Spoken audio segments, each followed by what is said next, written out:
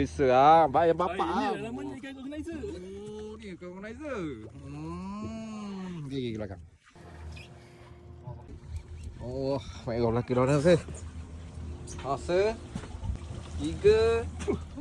Oh, ni apa? Otomai. Relax. Oh, naik kau. Naik kau. Dapat kau. Oh, gitu. Alhamdulillah, kaki aku bang. Kaki aku bang. Bang, abang lakau dulu. Lakau dulu bang. Lakau. Sini.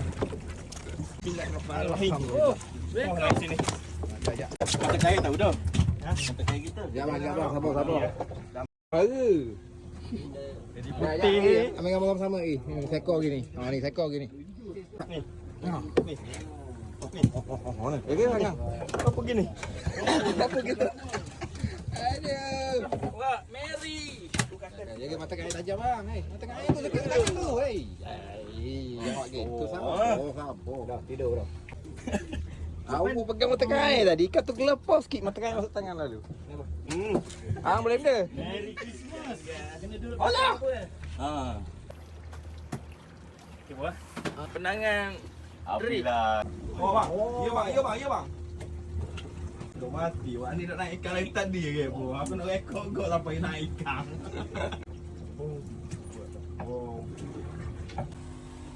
Aduh, dia tinggi dah tak ada ha. Relax. Kaki jaga.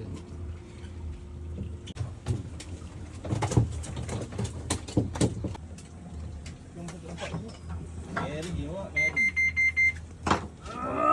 Boron lah. Itulah kau orang kena beli tembak awal. Kuning kan? Ha? Kena tarik kuning kan? Dah rabuk. Dah buah. Borong tau. Cuba balance sikit kau ni. Cepat wak. Cuba balance kau ni sikit. Mawak. Berat. Oh. Sikit je tu. Sikit je tu. Sikit je. Aduh panas Dapat buat apa? Dah lepas tadi. Pergi lagi pula dah. Dah balik berat lagi ni kan ni. Pergi lagi dua lagi. Sikit rezeki.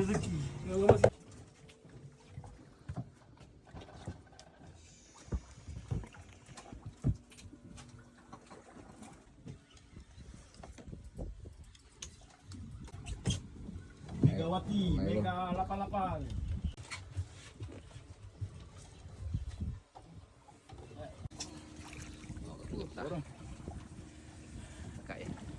Alhamdulillah. Bukan apa. Housekeeping. Hai. Kalau main gol puluh. Teduh kalau main gol. Ha. Oh, tanda. Aku teduh kalau main gol kau.